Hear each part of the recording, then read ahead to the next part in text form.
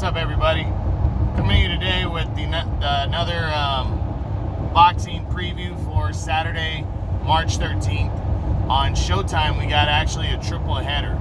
It's not a huge one, but it's featuring a big name in David Benavidez and what looks to be a WBC final eliminator, which I don't know how, but he's taking on Ellis Jr. So let's jump into that, and we'll look at the undercard first. Before we do, guys, True Boxing here. Thank you for coming back to get hit with the truth. Thumbs up, thumbs down, guys, if you like my videos. I'll take either one because that means you guys are being honest, and that's what I want, is full-on honesty. So that's one.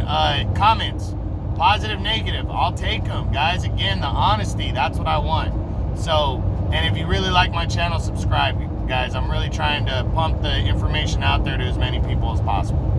All right, let's jump into it. Start with the undercard.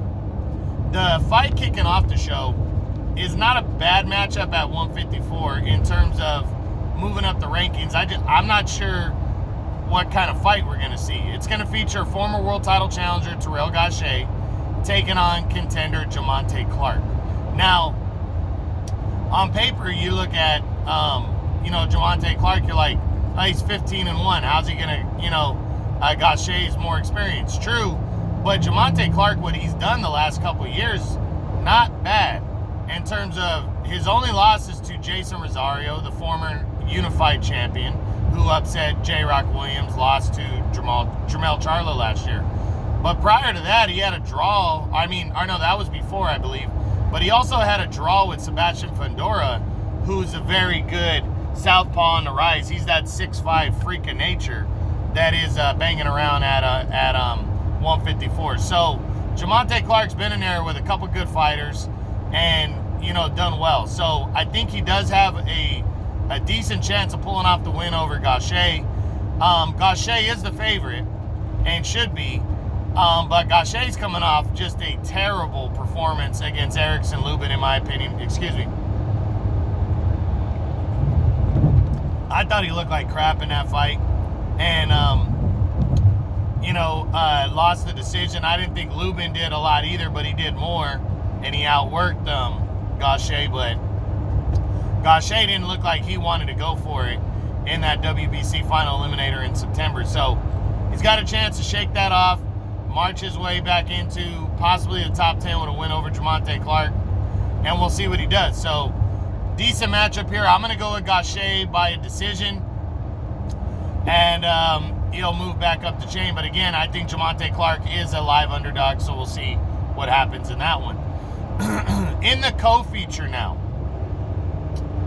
Okay, we are going to see Isaac Cruz, lightweight contender at the top of his game right now, 20-1. He lost early in his career back in 2016 in an 8-round decision against some nobody.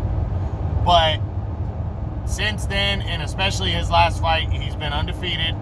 And in his last fight on the, I believe it was on the Halloween card for Gervonta Davis, Leo Santa Cruz, Isaac Cruz absolutely destroyed Diego Magdaleno. First round knockout win, and that gave him the number 2 spot in the IBF. And a win probably cements him as the new number 1, since George Kambosos is going to be cashing in on his mandatory title defense against Teofimo Lopez in his next fight. And after that, it's up in the air to see who wins. Who wins or who gets the next shot, because we don't even know if Teofimo Lopez is staying at 140. So a win here for Cruz against Matias Romero is going to punch his ticket. Now, Matias Romero, undefeated, 24-0, only 7 knockouts though, and he's never been in the ring with anybody legit. So I'm going with Isaac Cruz in this one. I think he's going to stop Romero middle to later rounds, stay in line for a world title. I just hope he doesn't overlook him, because I like Isaac Cruz, and we'll just see what happens. But that should be a good action-packed fight at lightweight, 135, for the co-feature. But the main event is featuring one of the most talented and promising fighters in all of boxing, but a lot of problems behind the scenes. David Benavidez, the young former 2-time champion. He's undefeated.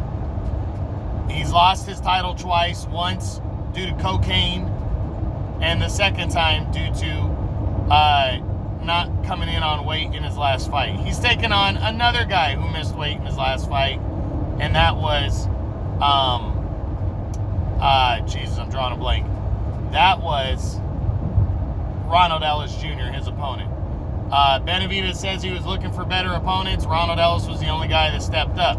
Ronald Ellis coming off of a TKO win over Matt Korobov, which on his resume would be his biggest win, but he didn't really beat Matt Korobov. He was getting outboxed for 4 rounds, and Korobov had to retire with an injury, which is considered a TKO. Take exit 406 toward Marsh Road.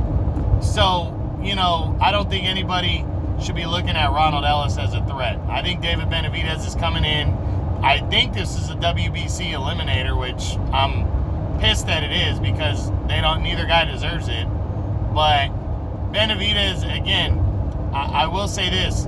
I think between 160 and 168, I think Benavidez has the best chance to knock off Canelo if they were to ever fight. I think he would be the biggest threat. Benavidez is calling Canelo out. This win could punch a ticket to a fight with Canelo maybe next year. But he's got to be impressive here, and while he stays active, and he has to make weight. That's very important. I don't think Ronald Ellis has a chance of beating him, but you know what?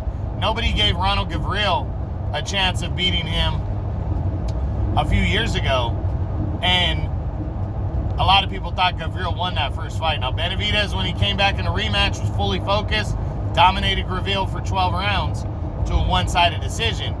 But that doesn't change the fact that he may have lost that first fight, or should have, and, you know, walked away with a win and the title. So Benavidez needs to be focused. He needs to be ready. Take exit 406 toward Marsh Road. He needs to, you know, really, really take his craft serious because he's ultra talented. He's got very fast hands, can box, but he's a very good power puncher, and he's very dangerous, and I want to see what he can pull off. So Saturday, March 13th on Showtime, triple header. Benavidez is going to win by knockout. I think Cruz wins by knockout, and I think Terrell Gausha wins by a decision. Quarter mile, use the right 2 lanes check it out, to turn because right it should be onto a Marsh pretty Road. decent card. I hope you guys enjoyed this. True Boxing, you've been hit with the truth.